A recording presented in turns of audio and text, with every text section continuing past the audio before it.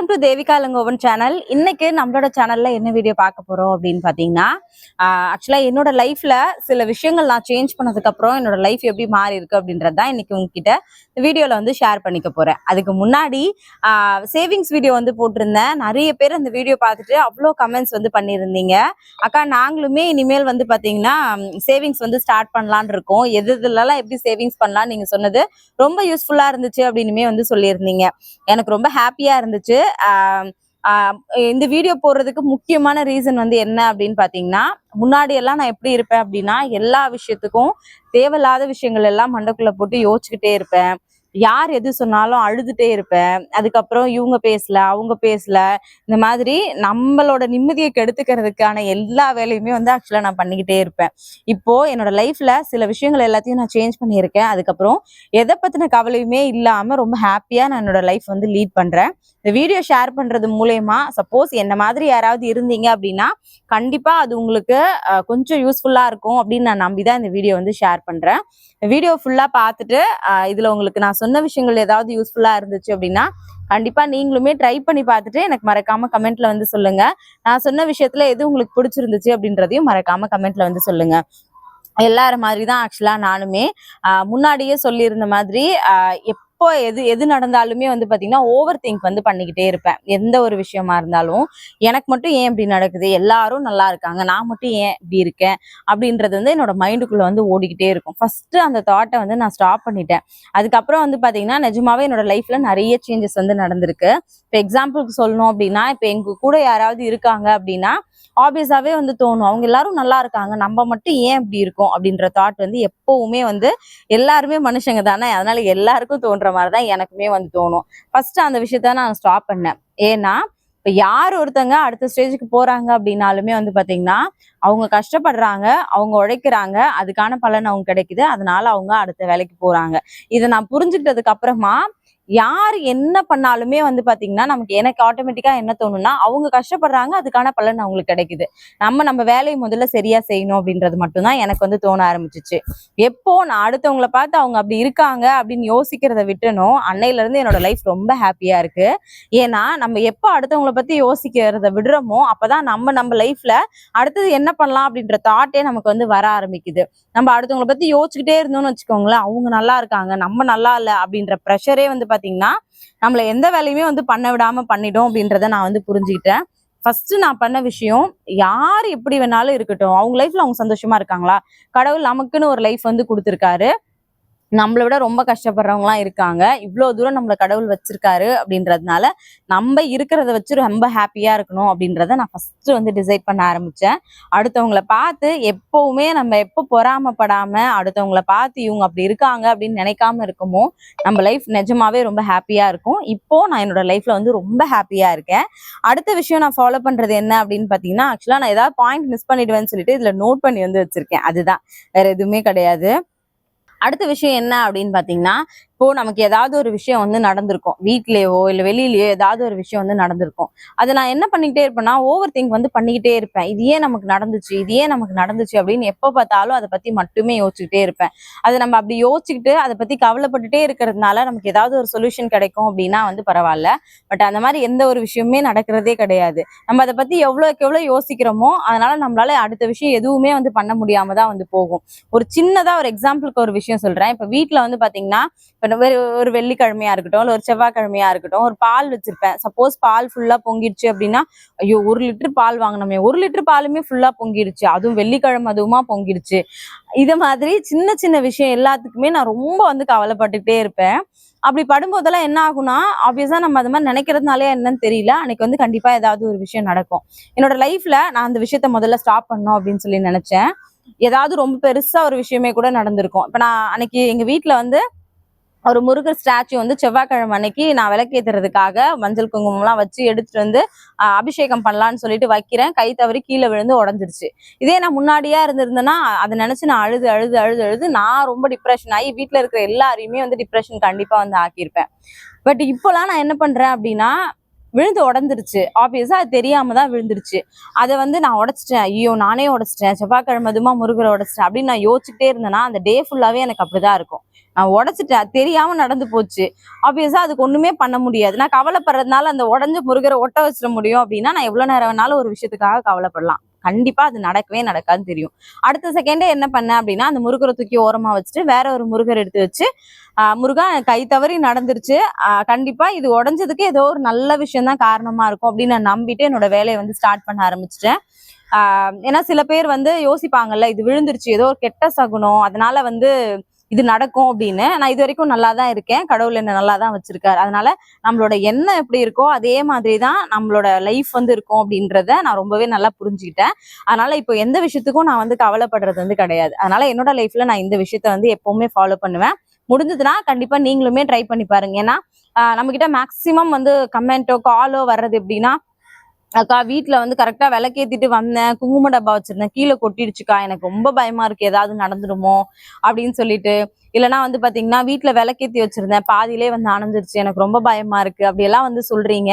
கண்டிப்பா ஆப்வியஸா அந்த பயம்லாம் எல்லாருக்கும் இருக்கிறது தான். பட் இது எல்லாத்தையும் தாண்டி நமக்கு ஏதோ ஒரு விஷயம் நல்லதா நடக்க போகுது அப்படின்னு நீங்க நம்புனீங்க அப்படின்னா நமக்கு ஏதாவது கெட்ட விஷயங்கள் வந்தா கூட கண்டிப்பா அது நல்லதாவே வந்து மாறும். நான் என்னோட லைஃப்ல இதை வந்து சேஞ்ச் பண்ணியிருக்கேன், நீங்களும் ட்ரை பண்ணி பாருங்க. கண்டிப்பா உங்களுக்கு இது ரொம்பவே யூஸ்ஃபுல்லா இருக்கும் அப்படின்னு நான் நினைக்கிறேன். அடுத்த விஷயம் நான் என்னோட லைஃப்ல முக்கியமா மாத்திக்கிட்டது என்ன அப்படின்னா, முன்னாடி எல்லாம் ஏதாவது ஒரு பிரச்சனை அப்படின்னா எனக்கு யாரெல்லாம் தெரிஞ்சவங்க இருக்காங்களோ, நம்ம யாரெல்லாம் ரொம்ப க்ளோஸ்ன்னு நினைக்கிறோமோ எல்லாருக்கும் கால் பண்ணி வந்து எனக்கு இது நடந்துருச்சு, எனக்கு ரொம்ப கஷ்டமா இருக்குன்னு ஒருத்தர் விடாம வந்து ஷேர் பண்ணுவேன். அது நம்ம எதுக்காக ஒரு கஷ்டத்தை ஒருத்தங்க கிட்ட ஷேர் பண்றோம்? நம்ம ஃப்ரெண்டே இருக்காங்க, ஒரு விஷயத்த எதுக்காக சொல்லுவோம்? அதெல்லாம் ஒண்ணும் இல்ல, நீ கவலைப்படாத, சீக்கிரம் சரியாயிடும் அப்படின்னு அவங்க ஏதோ ஒரு ஆறுதலா ஒரு வார்த்தை வந்து நமக்கு சொல்லுவாங்க அப்படின்றதுக்காக தான் நம்ம அந்த விஷயத்த வந்து ஷேர் பண்றோம். பட் அந்த விஷயம் நம்ம ஒருத்தர்கிட்ட சொல்றோம், அது இன்னொருத்தங்களுக்கு தெரியுது அவங்க மூலியமா, அது இன்னொருத்தவங்களுக்கு தெரியுது, இப்படி சுத்தி நம்ம சொன்ன விஷயம் எல்லாருக்கும் ஸ்ப்ரெட் ஆகுது. ஆனா இப்படி ஸ்ப்ரெட் ஆகுறதுனால நமக்கு ஏதாவது ஒரு விஷயம் நடக்குமான்னு கேட்டீங்கன்னா கண்டிப்பா கிடையவே கிடையாது. நம்ம ஒருத்தவங்களை நம்பி தானே ஒரு விஷயத்த சொல்றோம், அவங்க இன்னொருத்தங்க கிட்ட சொல்றாங்க அப்படின்னா நம்ம ஏன் அடுத்தவங்க கிட்ட நம்ம கஷ்டத்தை சொல்லணும்? அதுக்காக யாருக்கிட்டயுமே எதையுமே ஷேர் பண்ணிக்கவே கூடாதா அப்படின்னு கேட்டீங்கன்னா, யார்கிட்டயும் உங்களோட கஷ்டத்தை எப்பவுமே வந்து ஷேர் பண்ணாதீங்க. அது மூலயமா உங்களுக்கு எந்த ஒரு சொல்யூஷனுமே கிடைக்காது. மேக்சிமம் நம்ம கூட வந்து நம்ம நம்ம சந்தோஷமா இருந்தா நம்மளை பார்த்து சந்தோஷப்படுறதுக்கு ரொம்ப ரொம்ப ரொம்ப ரொம்ப கம்மியான பர்சன்ஸ் மட்டும்தான் நம்ம கூட இருப்பாங்க. நிறைய பேர் வந்து பாத்தீங்கன்னா நீங்க ரொம்ப கஷ்டத்துல இருக்கீங்க அப்படின்னா என்ன சொல்லுவாங்கன்னா, பரவாயில்ல அதெல்லாம் ஒண்ணும் இல்ல பாத்துக்கலாம் அப்படின்னு நம்ம கிட்ட நல்லா பேசிட்டு நம்மளை பத்தி கண்டிப்பா பின்னாடி போய் கண்டிப்பா பேசுறவங்க தான் இருப்பாங்க. நாளைக்கு நம்ம சொன்ன விஷயம் இவங்க கிட்டதான் நம்ம சொல்லியிருந்தோம், அது எப்படி இவங்க கிட்ட போச்சு, அப்போ நம்ம ஒரு விஷயத்த ரகசியமா சொன்ன விஷயத்த இவங்க கிட்ட சொல்லிட்டாங்க அப்படின்னும் போது அதுவே வந்து நமக்கு ஒரு பெரிய ஒரு என்ன சொல்றது, அது ஒரு ஒரு மாதிரி ரொம்ப வலியா வந்து மாறிடும். அதனால நான் என்னோட லைஃப்ல அதை வந்து ஃபர்ஸ்ட் மாத்தணும் அப்படின்னு நினைச்சு நான் வந்து மாத்திருக்கேன். இப்பெல்லாம் எனக்கு என்ன கஷ்டம் என்ன கவலை இருந்தாலும் யாருக்கிட்டையாவது சொன்னா அது சரியாயிடுமான்னு கேட்டீங்கன்னா கண்டிப்பா கிடையாது. நான் என்னோட கஷ்டத்தை யாருக்கிட்டயுமே ஷேர் பண்றதை வந்து விட்டுட்டேன். நான் ரொம்ப ஹாப்பியா இருக்கேன் அப்படின்னா இப்ப உங்ககிட்ட ஷேர் பண்ற மாதிரி எல்லாருக்கிட்டையுமே வந்து ஷேர் பண்ணுவேன். ஆஹ் அதை தாண்டி எனக்கு ஒரு கஷ்டம் கவலை அப்படின்னும் போது நான் அவங்க யார்கிட்டயுமே அது வந்து சொல்றது இல்ல. பட் முன்னாடி எல்லாம் வந்து எல்லார்கிட்டயும் சொல்லுவேன், இவங்க நல்லவங்க அவங்க நல்லவங்க அப்படியெல்லாம் நினைச்சு நிறைய பேர்ட்ட சொல்லுவேன். பட் இப்ப அது எல்லாத்தையுமே வந்து ஸ்டாப் பண்ணிட்டேன். அதனால வந்து பாத்தீங்கன்னா அதனால அந்த விஷயத்த நான் வந்து சுத்தமா வந்து பண்றதே கிடையாது. சப்போஸ் எனக்கு ரொம்ப முடியல, நான் ரொம்ப கவலையில இருக்கேன், என்னால எக்ஸ்ட்ரீம் தாங்கவே முடியாத ஒரு கவலை இருக்கு அப்படின்னா நேரா பூஜை ரூமுக்கு போவேன், ஒரு 10 நிமிஷம் உட்காருவேன். உட்கார்ந்து எல்லா விஷயத்தையும் சாமி கிட்ட மட்டும்தான் வந்து ஷேர் பண்ணுவேன். எனக்கு ஏன் இப்படி நடக்குது, நான் ஏன் இவ்வளவு கஷ்டப்படுறேன், நான் என்ன தப்பு பண்ணேன், ஏன் இந்த விஷயம் எனக்கு நடந்துச்சு அப்படின்னு எல்லா கேள்வியுமே வந்து அவர்கிட்ட கேட்டுட்டு கொஞ்ச நேரம் திட்டுறதுனா கூட திட்டிட்டு ஒரு 10 நிமிஷம் மனசார அழுதுட்டு அந்த பூஜை ரூமை விட்டு வெளியில வரும்போது சொல்லிட்டு வருவேன், இதுக்கு மேல இந்த பிரச்சனை உன்னோடது, நான் வெளியில வந்து போறேன் நிம்மதியா, இதுக்கு மேல நீ இதை பாத்துக்கோன்னு சொல்லிட்டு அந்த விஷயத்த பத்தி நான் கவலைப்படவே மாட்டேன். அது எவ்வளவு பெரிய பிரச்சனையா இருந்தாலுமே நான் சொல்ற ஒரே ஆள் வந்து கடவுள் மட்டும்தான். ஏன்னா எனக்கு தெரியும், நான் என் கஷ்டத்தை சொன்னேன் அப்படின்னா அவர் வேற யார்ட்டையும் சொல்ல மாட்டாரு, கண்டிப்பா எனக்கு அதுக்கான சொல்யூஷன் வந்து கொடுப்பாரு அப்படின்றது எனக்கு 100% வந்து தெரியும். அதனால வந்து பாத்தீங்கன்னா என்னோட கஷ்டத்தை சொல்ற ஒரே ஆள் என்னோட கடவுள் மட்டும்தான். நீங்க அது எந்த சாமியா வேணா இருக்கலாம், நீங்க ஹிந்துவா இருங்க, கிறிஸ்டினா இருங்க, முஸ்லீமா இருங்க, பட் மனுஷங்க கிட்ட உங்களோட கஷ்டத்தை எப்பவுமே வந்து ஷேர் பண்ணாதீங்க. அது என்னைக்கா இருந்தாலும் கண்டிப்பா உங்களுக்கு ஒரு நாள் அது ப்ராப்ளத்துலதான் வந்து போய் முடியும். அதே மாதிரி அடுத்த விஷயம் என்ன நான் என்னோட லைஃப்ல ஒரு பெரிய பாடமா கத்துக்கிட்டது அப்படின்னு பாத்தீங்கன்னா, நம்ம வந்து ஒருத்தங்கிட்ட ரொம்ப க்ளோஸா வந்து பழகுவோம். நம்ம ஃபர்ஸ்ட் ஸ்டார்டிங்ல அவங்க கிட்ட பழகும் போது நமக்கு எப்படி இருக்கும் அப்படின்னா, இந்த மாதிரி இப்ப அவ்வளோ நல்லவங்களா இருக்காங்க அப்படின்னா நம்ம ஒரு டிராவல் வந்து கண்டினியூ வந்து பண்ணுவோம். மேபி பக்கத்து வீட்டுல இருக்கவங்கள எக்ஸாம்பிளுக்கு வச்சுக்கிறேன். ஏன்னா நிறைய பேர் என்கிட்ட சொல்றது, அக்கா எங்க வீட்டு பக்கத்துல இருக்கவங்க முன்னாடி எல்லாம் நல்லா பேசிட்டு இருந்தாங்க. நாங்க வந்து இப்போ ஒரு டிவி வாங்கிட்டோம். அதனால எங்ககிட்ட வந்து பேசுறது இல்ல. ஒரு ஃப்ரிட்ஜ் வாங்கிட்டோம். எங்க கிட்ட வந்து பேசுறது இல்ல. அப்படிலாம் யாராவது இருந்தாங்க அப்படின்னா யோசிக்கவே யோசிக்காம அந்த மாதிரி ஃப்ரெண்ட்ஷிப்லாம் அப்படியே வந்து கட் பண்ணி விட்டுருங்க. உங்ககிட்ட வந்து சண்டைலாம் வந்து போட்டுக்க சொல்லல. இருந்தாலும் அது மாதிரி ஒரு பேட் வைப்ரேஷன் இருக்கும் உங்களோட நீங்க இருந்தீங்க அப்படின்னா உங்க லைஃப் கண்டிப்பா அப்படியே தான் வந்து இருக்கும். உங்களால அடுத்த விஷயங்கள் வந்து பண்ணவே முடியாது. நம்ம எது பண்ணாலும் பக்கத்துல இருக்கவங்க கிட்ட சொல்லிட்டு தான் பண்ணணும் அப்படின்னு இருந்துச்சு அப்படின்னு வச்சுக்கோங்களேன், அது ரொம்ப கஷ்டமா இருக்கும். காலைல நம்ம தூங்கி எந்திரிச்சா நம்ம என்ன பண்றேன்னு பாப்பாங்க, நம்ம வீட்டுல என்ன சமைக்கிறோம்னு பாப்பாங்க. முதல்ல இந்த நம்ம வீட்டு வேலையை முடிச்சுட்டு நம்ம ஒருத்தவங்களோட உட்கார்ந்து பேசுவோம்ல, அதெல்லாம் முதல்ல ஸ்டாப் பண்ணோம் அப்படின்னாலே கண்டிப்பா நமக்கு பாதி பிரச்சனை சரியாயிடும் அப்படிதான் நான் கண்டிப்பா வந்து சொல்லுவேன். ஏன்னா நம்மளோட வீட்டுக்கு இந்த புது வீட்டுக்கு வரும்போது நான் நினைச்சிட்டு வந்த ஒரே விஷயம், நம்ம இந்த வீட்டுக்கு வரோம், பெருசா யாரோடையும் பழகக்கூடாது. நம்ம விஷயம் நமக்கு மட்டும்தான் தெரியணும். நம்ம வந்து ஒரு தடவை வெளியில போகும்போதும் சரி, ஐயோ இவங்களுக்கு தெரிஞ்சிருமோ, இவங்களுக்கு தெரியாம ஒரு விஷயம் பண்ணணும்னு நம்ம யோசிச்சோ பயந்தோ பண்ணக்கூடாது. அதுக்காக யார்கிட்டயுமே பழகக்கூடாது அப்படிலாம் நான் சொல்ல மாட்டேன். பழகுறதுக்குன்னு ஒரு லிமிட் இருக்கு. அதனால நம்ம எந்த லிமிட்ல பழகணுமோ அந்த லிமிட்ல மட்டும்தான் பழகணும் அப்படின்றத நான் ரொம்ப என்னோட மைண்டுக்குள்ள ஏத்திக்கிட்டு தான் இந்த வீட்டுக்கே வந்து ஆக்சுவலா வந்தேன். இங்க எல்லாரோடவும் நான் பேசுவேன், பட் ஹாய் பாயோட சரி. சப்போஸ் சில டைம் வந்து இந்த வீட்டை பத்தி ஏதாவது பேசணும், ஏன்னா நம்ம வீட்டுல மொத்தம் 4 வீடு இருக்குல்ல, எல்லாரோடையும் பேசுவேன். ஆனா எனக்கு எனக்கு தெரியணும் நான் எந்த அளவுக்கு அவங்களோட பேசணும் அப்படின்றது. ஏன்னா எனக்கு மோஸ்ட்லி கமெண்ட் பண்றவங்க வந்து பாத்தீங்கன்னா, அக்கா காலையில நான் பிரம்ம முகூர்த்த பூஜையே பண்றேன்க்கா, ஆனா வந்து பாத்தீங்கன்னா நீ என்ன சாமி கும்பிடுற, நீ என்ன சாமி பைத்தியம் ஆயிட்ட, நீ என்ன இப்பெல்லாம் இப்படி எந்திரிக்கிற, இப்படி எல்லாம் நம்மள என்ன 100 கேள்வி கேக்குறாங்க. எனக்கு வெளியில போகவே கஷ்டமா இருக்கு அப்படின்னு சொல்ற நிறைய சிஸ்டர்ஸ் வந்து இருக்கீங்க. அதனால அந்த மாதிரி ஃப்ரெண்ட்ஷிப் எல்லாம் இருந்துச்சு அப்படின்னா, ஐயோ அவங்க என்ன யோசிப்பாங்களோ அப்படியெல்லாம் யோசிக்காதீங்க. நம்ம நல்லாவே இருக்கக்கூடாது அப்படின்னு ஒருத்தங்க நினைக்கிறாங்கன்னு நமக்கு தெரியுது அப்படின்னா அவங்களோட ஃப்ரெண்ட்ஷிப்பை கட் பண்றதுல ஒன்றும் தப்பே வந்து கிடையாது. நம்ம நல்லா இருக்கணும் அப்படின்னு யார் மனசார நினைக்கிறாங்களோ அவங்களோட மட்டும் உங்களோட ஃப்ரெண்ட்ஷிப்பை வந்து கண்டினியூ வந்து பண்ணுங்க. இந்த மாதிரி பேட் வைப்ரேஷன்லாம் இருந்துச்சு அப்படின்னா நீங்க சண்டை போட்டுக்க வேண்டாம், பட் அவங்களோட க்ளோஸா இருக்கிறத கண்டிப்பா அவாய்ட் பண்ணுங்க. நிஜமாவே உங்களோட லைஃப்ல நீங்க அடுத்த லெவல் வந்து கண்டிப்பா போவீங்க. ஏன்னா நீங்க அங்க போய் உட்காரும் போது உங்களை பத்தி மட்டும் இல்ல, வேற ஒருத்தவங்களை பத்தி பேச வேண்டியதா இருக்கும். 4 பேரோட கதையை நீங்க பேசும்போது நீங்க திரும்ப வீட்டுக்கு வந்ததுக்கு அப்புறமா உங்களை பத்தி அந்த 3 பேரும் சேர்ந்து பேசுவாங்க. அதனால நம்ம என்ன ஒரு விஷயம் பண்றோமோ அதேதான் நமக்கு திரும்ப ரிப்பீட்டடா வந்து நடக்கும்.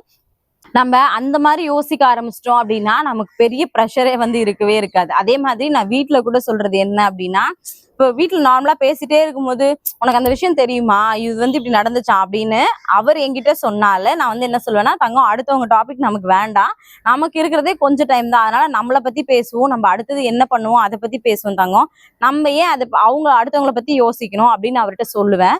சில டைம்ல நானே சொல்லுவேன், தங்கம் நான் எப்பவாவது யாரை பத்தியாவது ஏதாவது சொல்றேன் அப்படின்னு நான் உங்ககிட்ட பேசுறேன் அப்படின்னா நீ என்ன ஸ்டாப் பண்ணிடு அப்படின்றதையும் அவர்கிட்ட சொல்லி வச்சிருவேன். பட் நான் மோஸ்ட்லி வந்து யாரை பத்தியும் வந்து பேச மாட்டேன்.